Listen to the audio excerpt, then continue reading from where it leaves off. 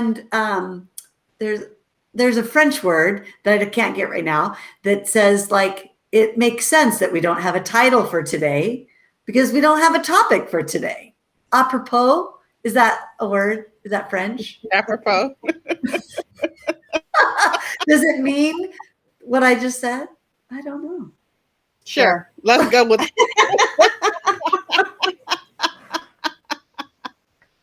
So if you've started watching this, you might or might not want to continue. However, we're going to do good stuff today. We just wanted to get together and tell you some things that were on our minds and on our hearts. And we've done 10 of these already. And so we thought we would just take a minute and maybe friends, we should reintroduce ourselves and tell them about our work and then kind of dig into some things that we're thinking about today. Sure. All right. When do you got to go first? I'll start. Oh, good job. Hello, everyone. My name is Ijima Jordan. I'm an early childhood consultant. Currently on the West Coast. And I mainly work with leaders and a little bit of classroom teachers, but talking and thinking about how to address racism and other systems of oppression in classrooms and organizations, and child care centers and family child care centers. And I also work with people that provide PD and do some coaching and some executive leadership. And so I got a question for you, Ijuma. Yes. So, because we always have to know something more about you other than just all those wonderful professional things. How many states have you lived in? How many states have I lived in? Or countries, I shouldn't presume.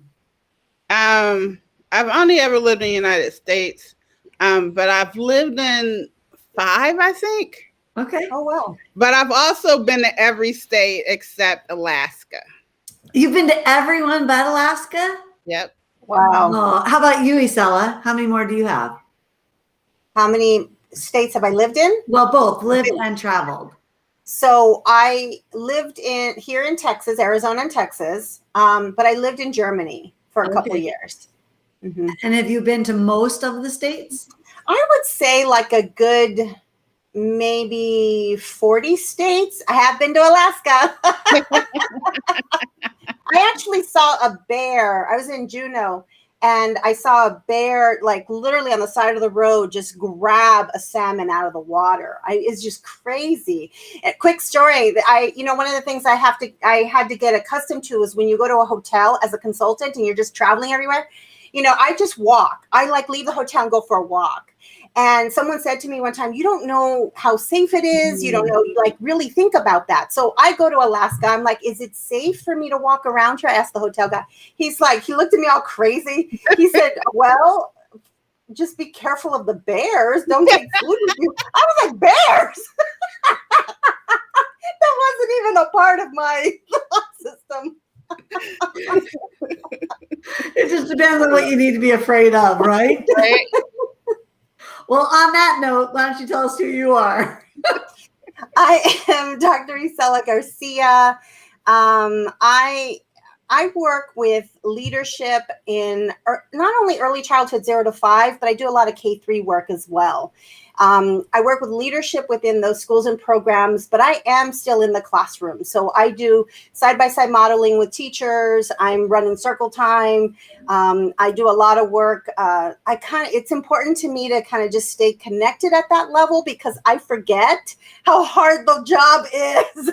So transitioning kids and helping teachers, know what to do and how to do it. And in terms of my focus is really looking at classroom curriculum. I did a lot of work around early intervention and so crisis circumstances and focusing on social and emotional development. So I go in and I'm going in next week and just setting up in the classrooms. And so I do a lot of consultation. Zoom training is a big part of my work now, I think, for all of us. The cool thing about it is that we've met a lot of very cool people, right? For sure. That's true. For sure. Yeah, I was looking through old pictures the other day, this weekend, and I was like, oh, Alaska, oh, Iowa, oh, I was like remembering all these times. And then it was like, okay, that was nice. I'm still like, I don't need to get on a plane and go anywhere ever. I'm good. I mean, I wouldn't mind going to a classroom, especially if it was like here in Ohio, but I don't need to like get on a plane to go to one. Right. Like I miss kids. And of course I love the teachers, but I don't mind seeing them on Zoom. Mm-hmm.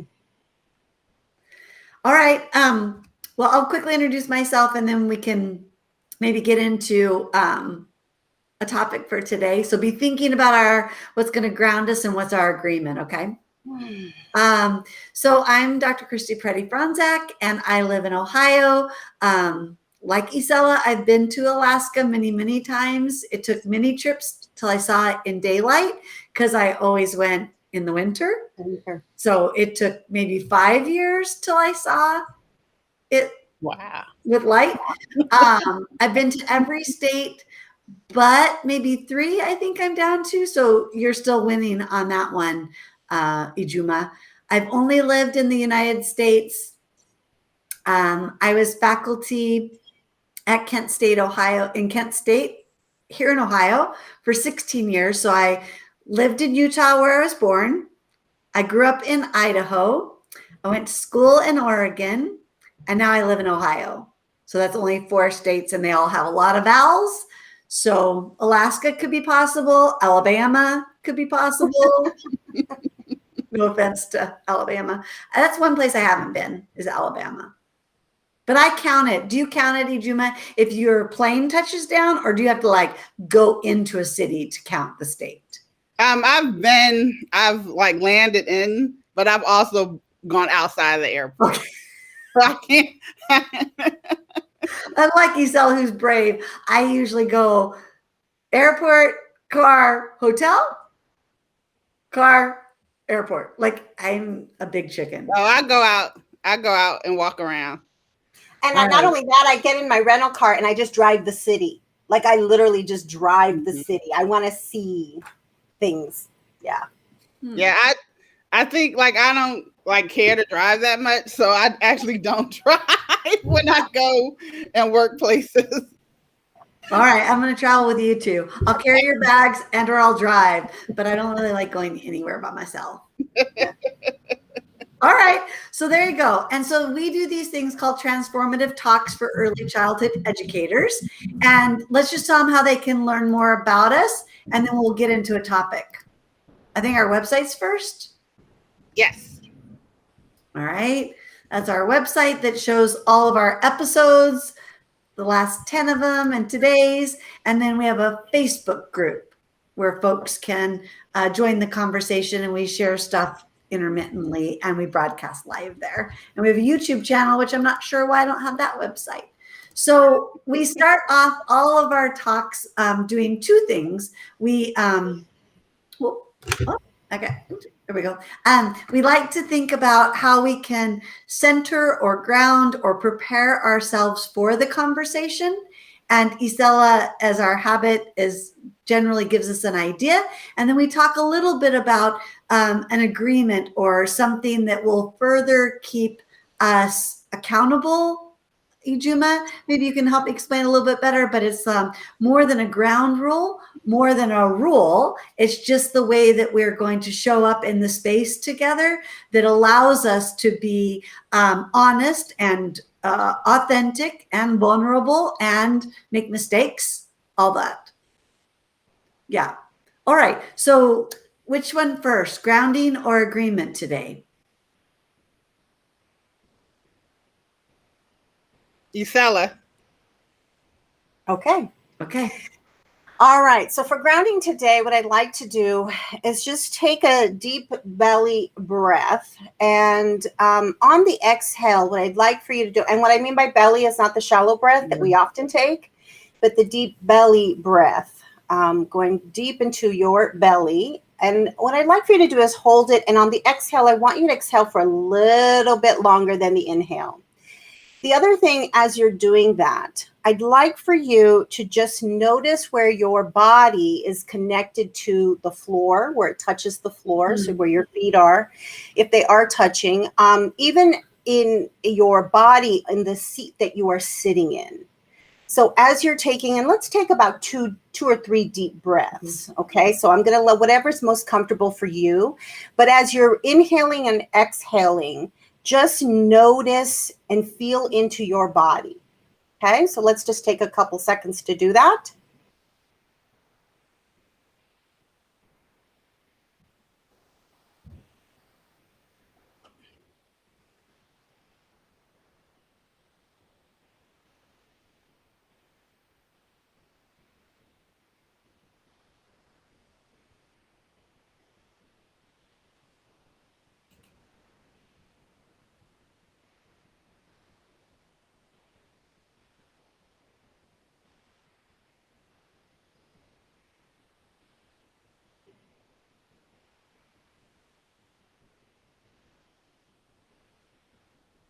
Okay, and as we move into this, I invite everyone to be fully present, even though we're just talking about, whatever's on the top of our minds right now, to be fully present. And what that really means, short definition, because there's lots of ways to describe this, is that, you know how we have that to-do list running and we're need to do this and this and this, and we're in and out of whatever we're doing. We're not completely and wholly in the experience. Practice the process of being completely open-hearted and available in the present moment. Okay. And for those that are maybe watching it after the live broadcast, the invitation still holds. Like, take a minute, and even if you want to pause the recording and just take a minute for you, that'd be a great use of your time.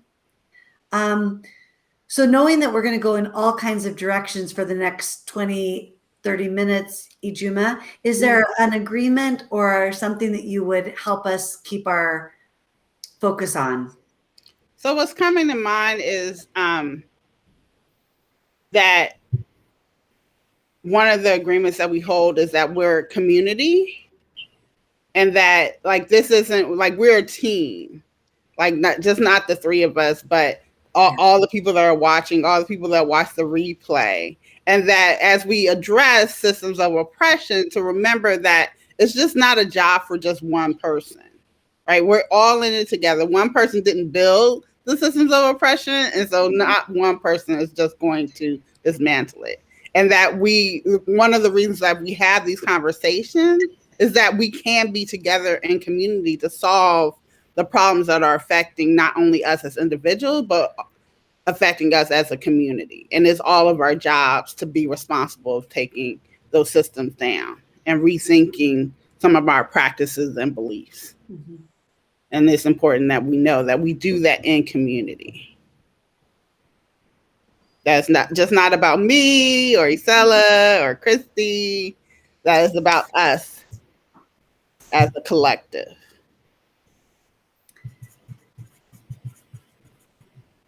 That sparked a bunch of questions in my mind, but I'm going to pause for a minute and just ask either of you, is there something that has been on your mind or heart to contextualize that this is being recorded on July 6th of 2021? And so was there anything the last few days or weeks that you'd like to bring up? Anything from our past episodes that you have heard from members of our community about? Something that's just kind of running around your mind?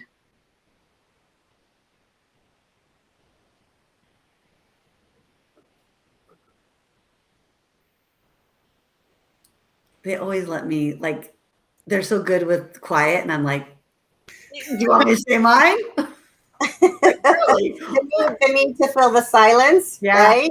Yeah. Because I'm thinking, people will think we don't have anything to say. So say something. Right. There's a lot of important topics. They'll think we don't know there are. Like that running list that you mentioned, Isela, when I am quiet long enough to hear it, I'm like, what the? Just shut up. There's amazing things that happen in our silence. The problem is sometimes we're not willing or not wanting to see what shows up for us. Mm-hmm. Oh, that makes me think of something I want to read to us. I'm going to get a book and let you guys think for a second. How's that? Do you have something, Ijima? I have a bunch of things.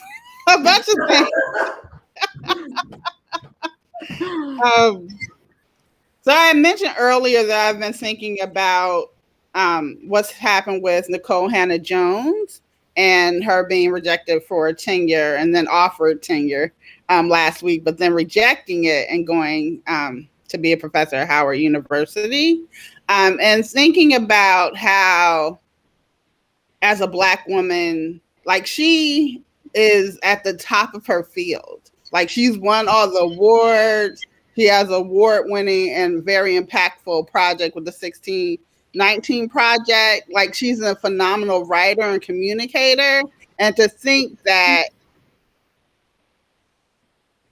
a white university wouldn't want her and would let someone who just has a lot of money as a white person and have the advantage in the system that isn't actually built for us.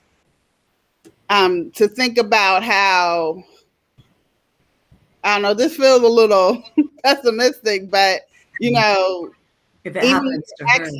When you're in a system of white supremacy, it doesn't matter. It's never going to be enough. And I've also been thinking about that some people are like, oh, well, she should have just gone back to them because, you know, clearly they need help and they need support.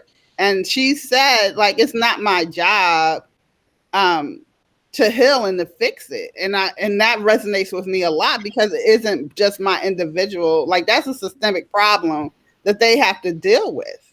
And then after the system hurts you, the system expects you to go fix it.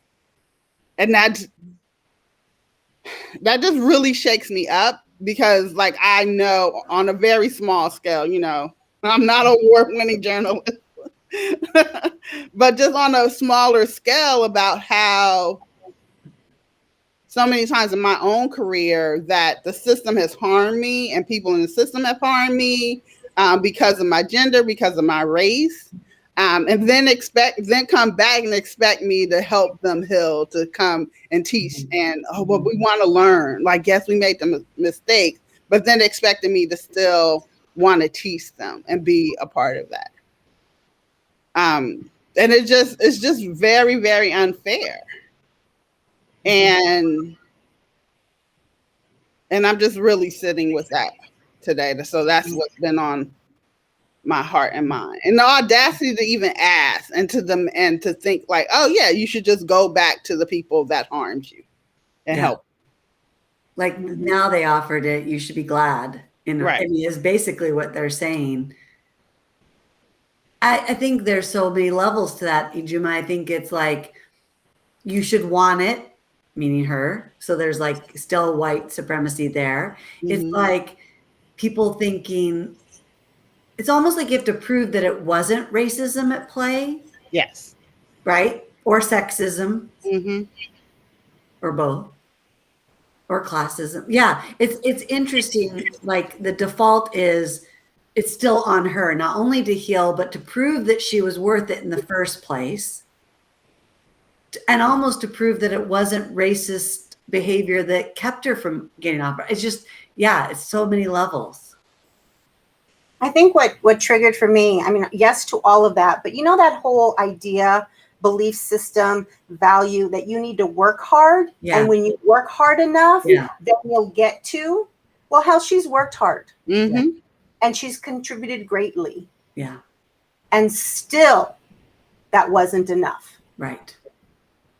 And I think about this, you know, it came to me because there was a conversation online recently in one of the groups that I follow about grades. Mm. And that, you know, there's and this was high school level. So this is taking away grades and looking at learning, or taking away D and F and really looking at how do we support children in a different way who might be struggling. but the conversation was, they just need to work harder. There's no pass. You don't get a pass in life. You need to pull your bootstraps up, and you're not going to get a second chance. It kind of reminded me of this. If you work hard enough and you do all of these things, then you're going to get. But even in cases like this, Well, and to your point about the work harder, or that with the grading and stuff, when we think about students with disabilities, this is always an issue when we talk about inclusion.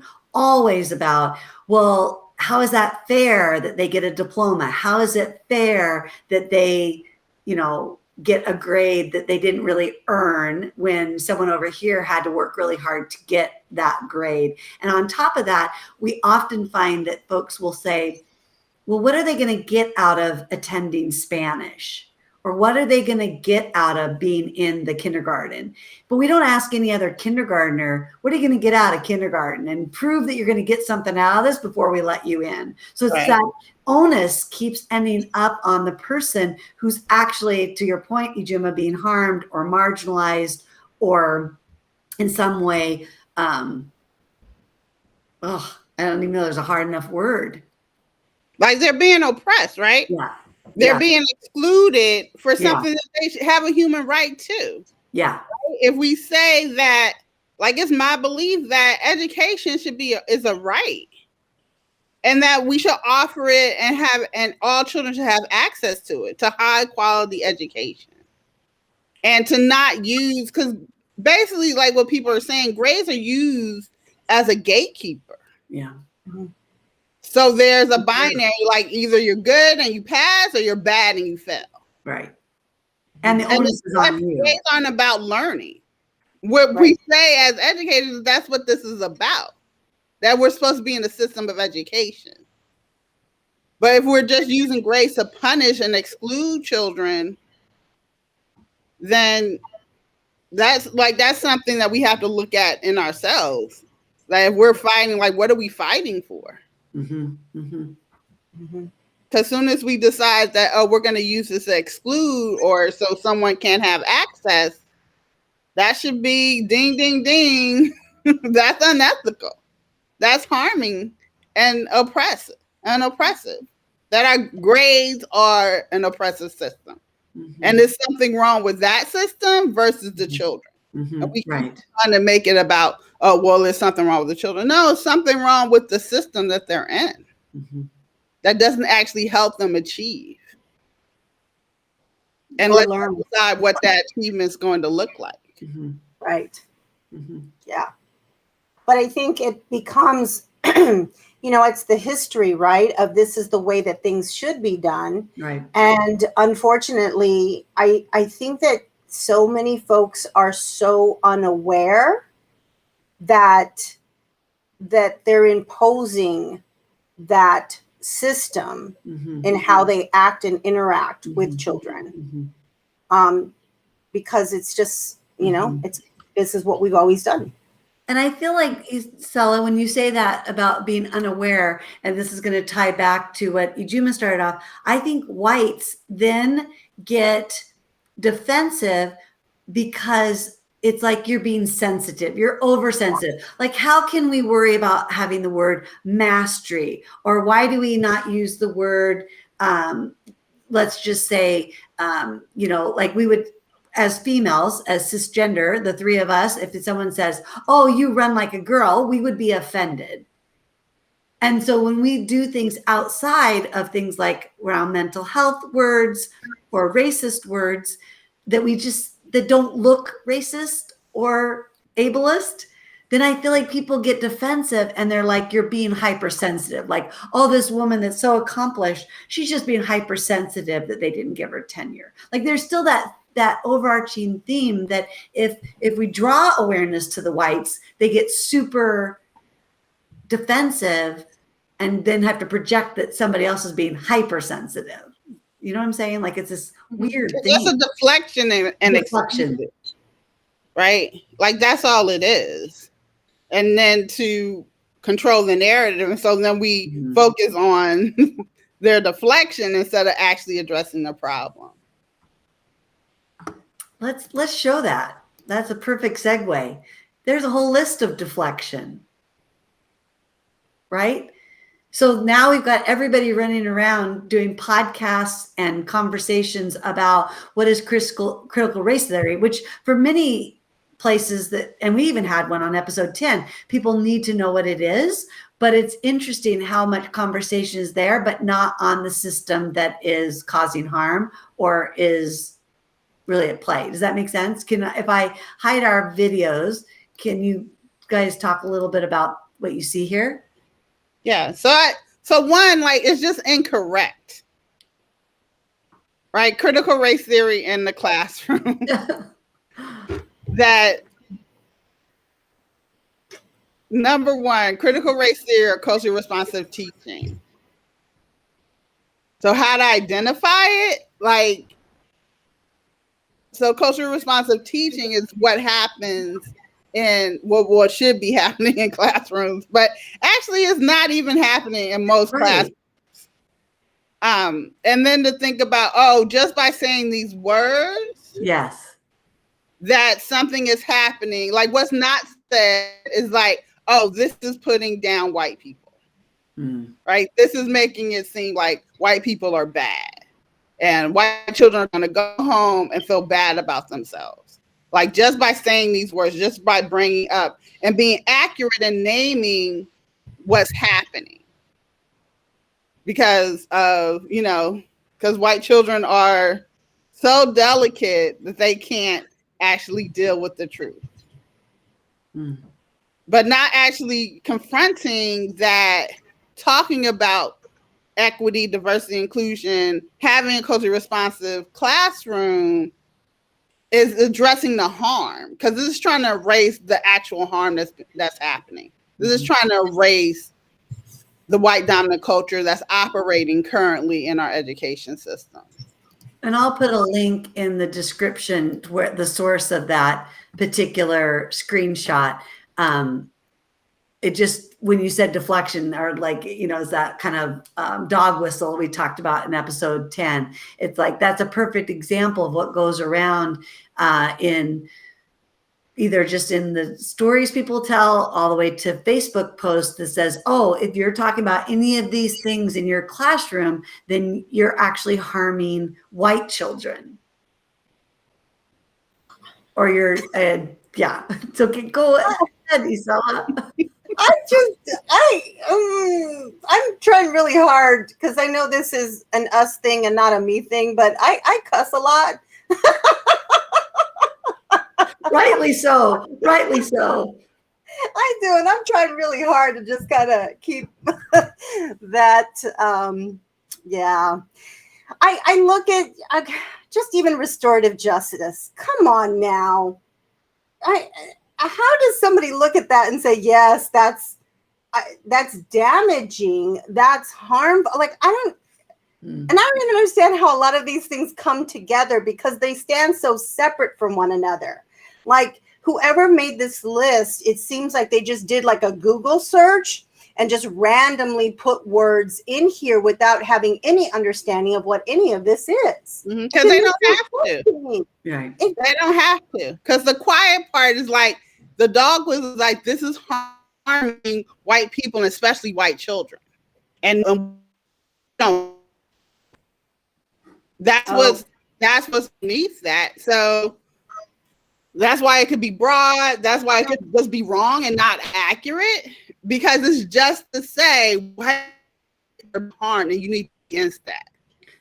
And I would say what all of those words have in common, it's what you started to say, Ijuma, is they're trying to name some oppression to some group, if not to multiple groups. So even if we just pick out the word inclusion, which from my history has always been about students and their ability, but inclusion, of course, can be broader. It may not be around critical race theory as it was first designed in terms of looking at legal aspects, but it is calling people out, calling the system out, and then it just goes immediately though. And maybe you can give your example, Isela, why we look for Juma to come back. It's like how you can have something that's about the system, but we take it personally. We meaning the white person in the room. Yeah, it's something as a consultant, as a trainer, that I'm very well aware of when we're having this conversation. Recently, I was working with a group of trainers and consultants, and we were having a lovely conversation about collectivism and individualism, and we were looking at the differences in those perspectives. And I had a woman in the group. She was the only white woman in our group. And she said, I'm part of that dominant culture that you keep referring to. And I don't believe this. I believe in collectivism. And that's a really strong value in my family. It's something so you keep saying this and I feel lumped into that category. And she took it very personal. Mm-hmm. And so it's something that I think happens quite a bit. It's that personalizing, making me the placing blame. Right. And so what do you all do in situations like that? Go ahead, Christy. Yeah. As a white woman, what do you do? Avoid conflict, stay in the binary, deflect some more and say, you're right, I'm not like them either. What else you want to know? I mean, I'm making fun of it, but it's for serious true. Mm-hmm. Yeah. Yeah. Like I would forget everybody else was in the room and I would worry about her comfort. Honestly, I would. Now, not just because she's white, I would do that for any single person because of the focus on the individual, focus on comfort. Those would be my go-tos for sure, to be honest. Mm-hmm. I know I would struggle to hold space and really invite the community to talk about that issue, because I would be worrying about like, oh, is her talking about it asking the Black and brown colleagues to do the work? Are we doing microaggressions? Like I would overthink it. Juma knows this about me. So in 20 seconds, my mind would have gone through so many scenarios. Yeah, that's not helpful, but that's probably what would have happened. Mm-hmm. So now we'll go, okay, Juma, what could we really do? I've handled it in various ways, like depending on the relationship, depending on how much I want to invest. Usually I'll bring up that I've said at the beginning that this isn't personal, like what we're talking about is systemic, that we're actually all part of dominant culture, and we follow, and a lot of us were raised to follow those rules. Mm-hmm. So it's not about us like individually. Yes, like of course there's individual ways, even when we are part of that dominant culture. But even if you don't individually do that, you still benefit from being part of dominant culture. You still benefit around individual, like being seen as an individual and not as part of a group, right? You're not actually representing your race. Like that's not how it works in our racialized system. Right. Mm-hmm. And so if you're part of the work and you're striving and working to be anti-racist, like that's something that you have to remind yourself before you say it in a group. Like, oh, is this just my individual discomfort? Mm. Am I worried that my colleagues think that I'm not supportive of them and don't see them, and I'm like, I'm racist, right? And that's something that's part of your work, to let go of that, to not put yourself in that good bad binary, because it's not about like if you're a good person or bad. Lots of good people do racist things. Lots of good people do ableist things and say ableist things. Lots of people, right? Because we're raised in a society, we've been enculturated to do those things, and that's the norm. And so thinking about that and owning that and taking responsibility to that is just part of the work. And it's not, even if I don't say it explicitly, right? Because like sometimes that's the ask. Well, maybe if you don't say white supremacy, or maybe if you don't say white dominant culture, maybe you use this some other word. Maybe if you like say like those white people over there, you know, like in the South or something. Right. These are all things that people have said to me. Mm. And I'm like, I'm not going to do that, because what I'm called to do, like what people are paying me to do, is to give accurate information and give accurate language and vocabulary. And so we're going to name it and try to be precise as possible.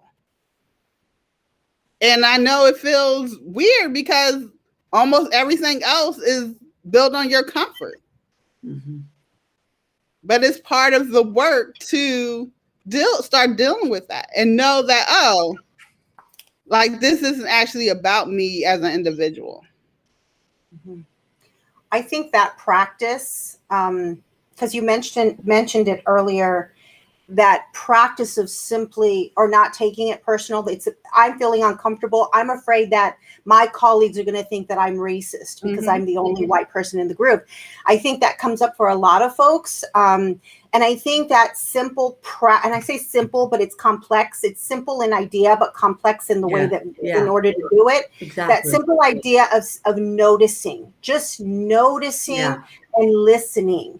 Opening your heart to listen to the different perspectives and recognize that I don't get to judge that. Like, I don't get to say that you're right or wrong or whatever, because it's your experience.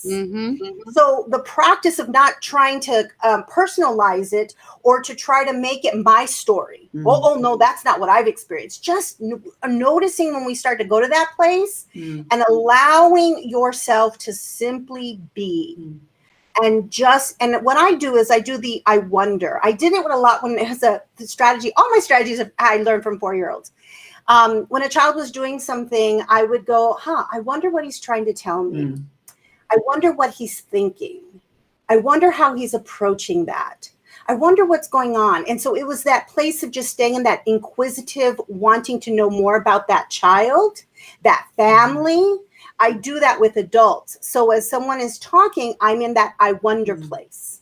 Like, I'm trying to understand their perspective.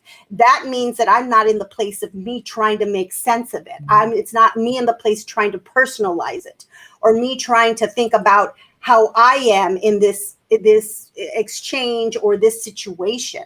It's just simply allowing and releasing that need. Or that privilege. And so we lost Ijima again, or did that piss her off and she left? just all that hooey. She's like, this is too hooey wooey for me. She's back, but she's frozen. So we'll just talk about her. She can probably hear us, and we'll just say sweet, kind things about her. You know, Isela, I was thinking about what you were saying, and I knew mean the but here, but that means that the person, let's just take your scenario, the one colleague who was white, I think you said she was a she would need to do that. What would you do differently as a trainer now? Or do you have some ideas of how you would handle that if she doesn't do it, right? She's not doing the inner work. She's not taking the stance of wondering. She's not noticing that she's personalizing it.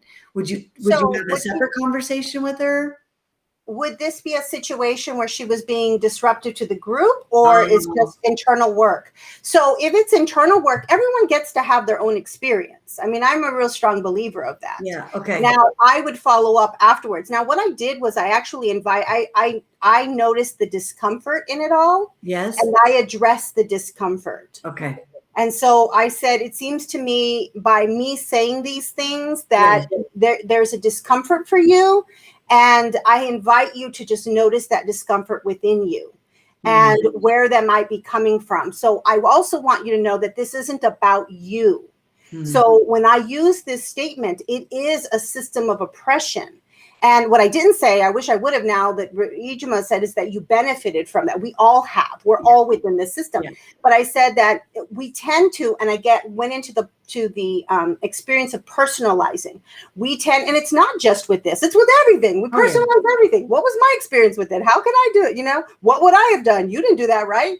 And so this idea of we can't be open-hearted and judgmental at the same time. You choose one or the other. Those two things can't exist in the same moment. And so if you can choose to be open-hearted, recognizing our experience within the system, within the whatever it is we're talking about, then be open-hearted. And when you go to that place of judgment, own it. And then shift back into, because when we go into place of judgment, we want to place blame, right?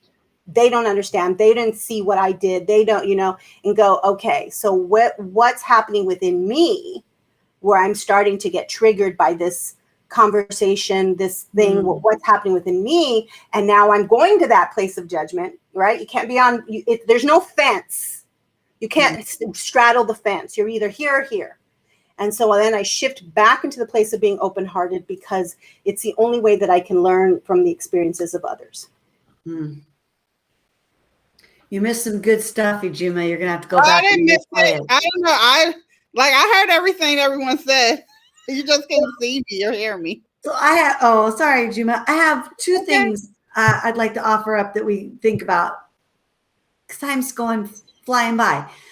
On this note, this defensiveness and this deflecting and personalizing, could we just maybe take a minute and revisit what racism means? I think it can generalize over to the other isms, and I'll go there after. But, you know, I often hear folks will say, as a white folk, I've been oppressed. People are racist towards me or towards other white people.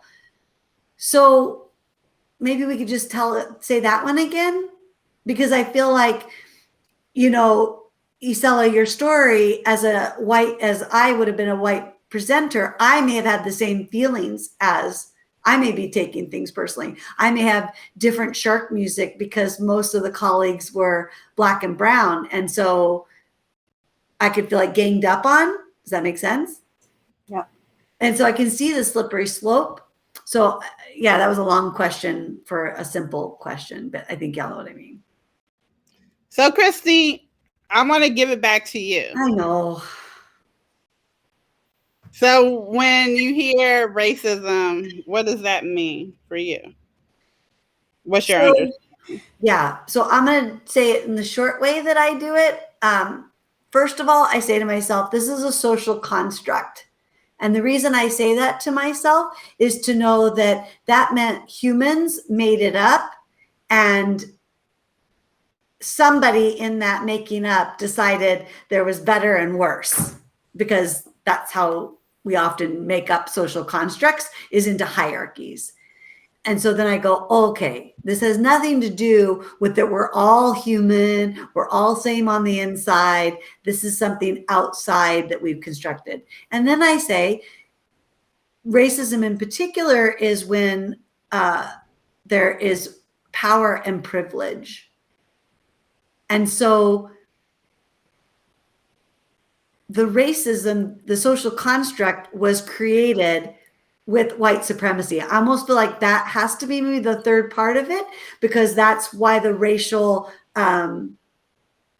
distinctions were made were for power and privilege for the whites, versus race is just part of who we are and it's all fine. And so I could be a white person that could be racist against me. Is that sort of, that's my long-winded short answer.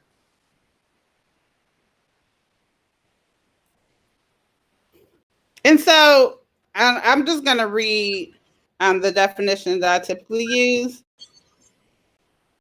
That racism is a web of economic, political, social, and cultural structures, actions, and beliefs that systematize an unequal distribution, words today, of privilege, resources, safety, and power in favor of the white dominant racial group at the expense of all other racial groups. Mm. So racism isn't just like a feeling, right? It's just not discrimination.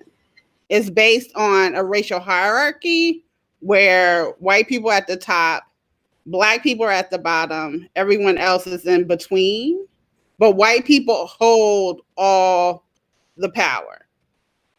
Political, social, cultural, their actions, the beliefs, and it's been systematized.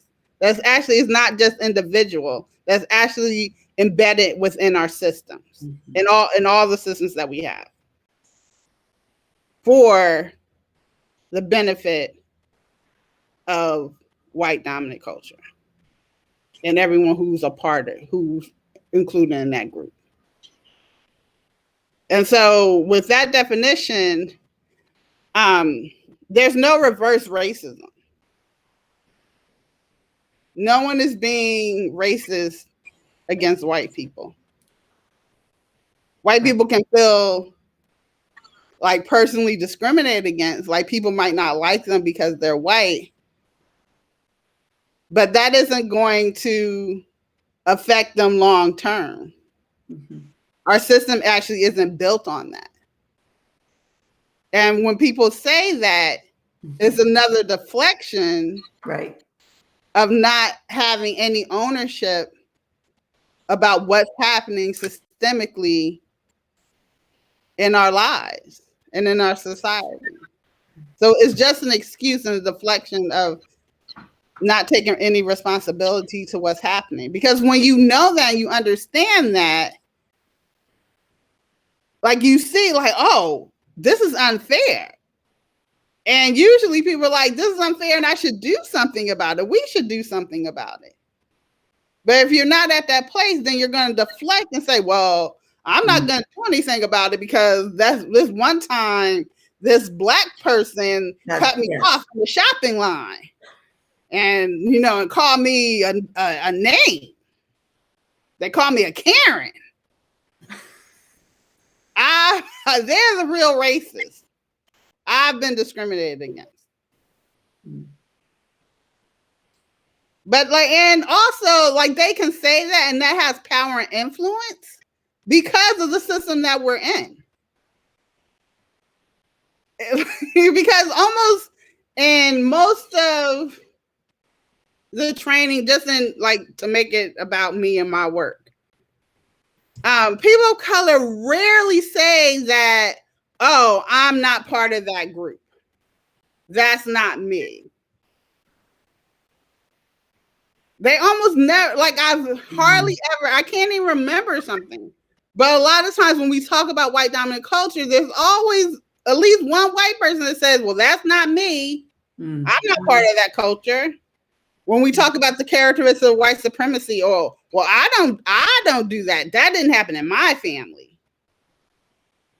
And on related to that, have you ever asked a group of people their race and had Black or Indigenous or people of color say, I don't have a race, I'm a human? I think out of all the times, the hundreds of times that I've asked that, I think maybe one person that was Black, Indigenous, a person of color said that. Almost. I don't know if I told you the other day. I asked it the other day, and all the white people said, I don't have a race. I'm just part of the human race.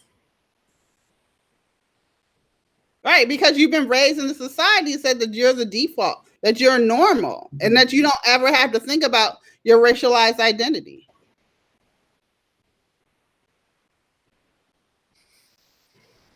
But you do. Because if we're bringing it back to us as educators, we have the ethical responsibility not to do harm. Mm-hmm. And to deflect, to over-personalize, and actually not deal with the racial dynamic and the racial hierarchy that's at play is doing harm. To pretend like it's not happening, that you don't have a race and that you don't have any responsibility to dismantling our system of racism in education, that's doing harm. And you make it unsafe every time you say that out loud. because the people of color are like rolling their eyes like, here we go. Then we have to spend all this time, you know, like just saying, well, yeah, you're white. I don't waste my time with that.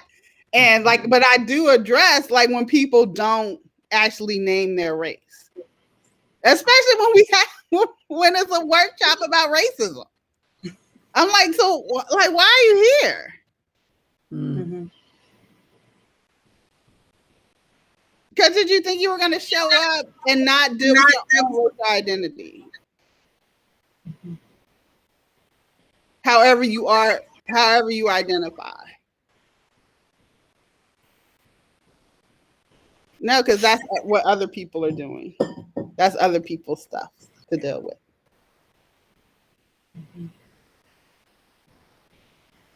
And this isn't about the binary of blaming or being in judgment, because we won't get anywhere if we just stay in that place. Mm-hmm. Like, I'm not sitting and ever thinking like, oh, look at all these bad white people. Like, I don't have time for that. And it's my responsibility as the PD provider not to let that overwhelm, because that also happens. Like, the complaint that a lot of Black, Indigenous people of color have when they go to racism training is that we spend all our time holding white people's hands about like their feelings, and we never like address like the racism that's happening, because we're so concerned about their comfort. And that's not like to invalidate people's feelings. Like, you're feeling and you're experiencing how you're feeling, but we're not going to let it disrupt and not actually, and use it not to talk about what's actually happening and what we need to do about it. Because that's what we're here. And my priority is actually to keep the Black, Indigenous people of color, keeping them having some psychological safety. Mm-hmm. Right? Because they listened to that before I even showed up. Like, they've been listening to that for years and months, however they've been working with me. Mm-hmm. So in this space, we're actually going to address it and name it. And support each other in having these conversations and do it in a way that starts to decrease the harm that's happening. And yeah. And that doesn't make me, that makes me very unpopular. Mm-hmm. That makes me very unpopular when I name the racial dynamics that are happening, when I name whiteness, when I name anti-Blackness, when I name anti-Asian. Like, anytime I talk about it, there's always some feedback.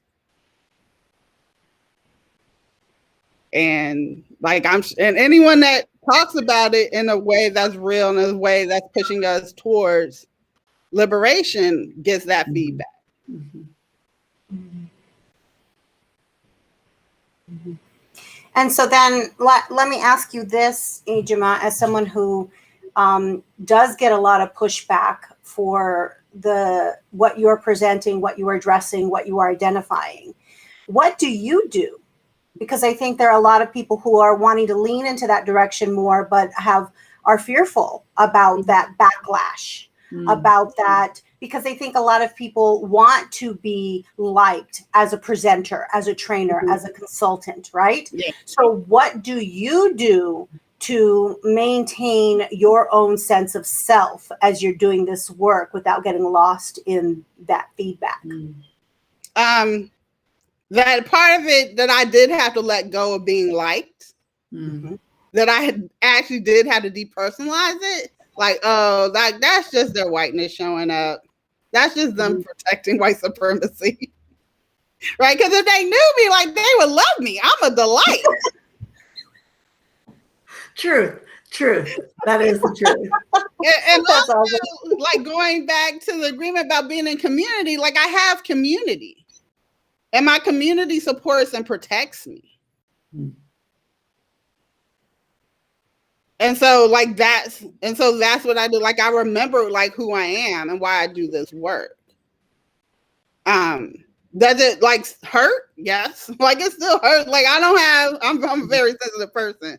I don't have thick skin, but I also know that it can anticipate the attacks and know that and deal with it when it comes up and not take it personally and rely on my community. And so when stuff happens, like I can go and talk to y'all about it. I can go talk to other people in my community about, can you believe that this happened? Mm-hmm. Look at this email that these people sent me, right? Yeah. And so those are the main ways that I deal with it, and just, build up my courage. That saying that, because the other piece around that is that I also get emails from a participant that says, thank you for saying that. Thank you for addressing that. Thank you for like being there and actually helping us have this open and honest conversation. Like we haven't actually done that before. And I feel more empowered to speak up and say something. Yeah. Yeah. Mm-hmm. So like, and I do it for myself because I know it's my responsibility. Like I feel it's my responsibility to do this work and to have it and to move us towards a place where we're all free, that we don't actually have to be oppressed. Like it doesn't have to be that way. Right. And sometimes, I need my community more. Like we've been through that. Mm-hmm. That we've talked about, and I've said things, and even things I didn't say, that people still held me responsible for it, and said that I was, being mean and unprofessional, and the whole litany of things that people say when I just said the truth, and in a kind and honest way. And then I call people in, like when I see racism, because it's harming people. Like it's harming children. And that's not okay. It's not okay. So I'm gonna say something, and hopefully my community still has my back. Well, this community, me and Isela, for sure. Yeah, and I think that you've been doing this work for how long, Ijeoma? Too long. Yeah, I mean, it's really kind of at the inception of your career, right? You were doing this work, like intentionally doing this work, right? Yeah.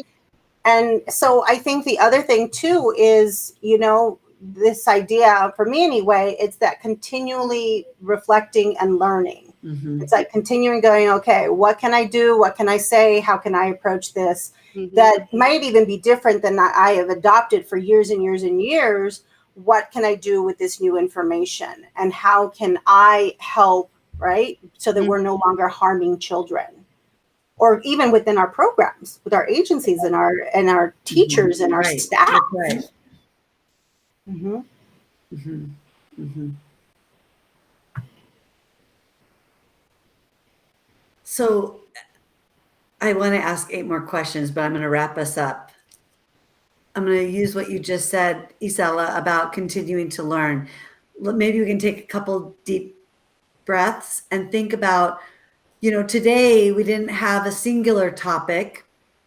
It was just still on our overarching theme of race and equity and ability and all of those words that a particular group in a particular state don't want us to be using. I'm hopeful we said almost all of them, though I think we missed a few. What are your takeaways today? What is your wish, or what is your tip? Or, whatever you want, but is there something that is a takeaway for you today as you think about our time together?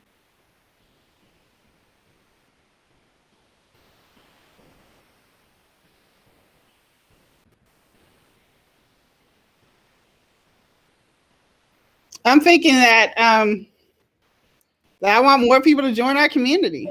Mm. So more people to join the conversation and join the work. This is a fun place. Join us. I'll put up our website again. How's that? Yeah. Okay. That's a one to take away is like we started off with the community agreement of being in community. We talked about as we ended how we can have one another's back, keep each other accountable. And so this is one example of a community that we're building around our transformative talks. All right. Isela, does something come to your mind? You know, it's the process of being comfortable with discomfort. Mm-hmm. That it just is. We don't have to judge ourselves about it. Right. We don't have to go, oh, you know, why don't I already know this? What, you know, it's just being comfortable with discomfort. Mm-hmm.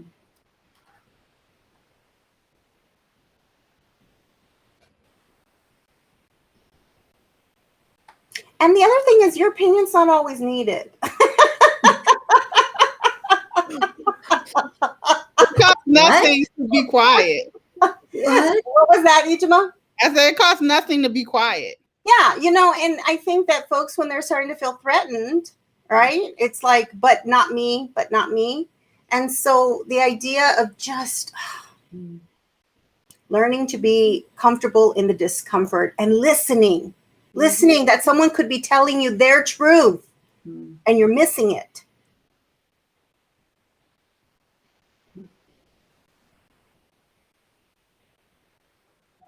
Christy? I know, like, where's yours? No, it was like a drop the mic moment. So I was like, gosh, let's just like leave it at that. Well, I started off, remember I ran and got my book? When I know. I just had to bring it. So today was July 6th, and I'll just only read one stanza part. And, you know, I don't love to read out loud. So here we go. This is Mark Nepo, and he says, "We have been battered by modern times into obsessive problem solvers, but as life pares us down into only what is essential, it becomes clear that the deepest sufferings of the heart and spirit cannot be solved, only witnessed and held."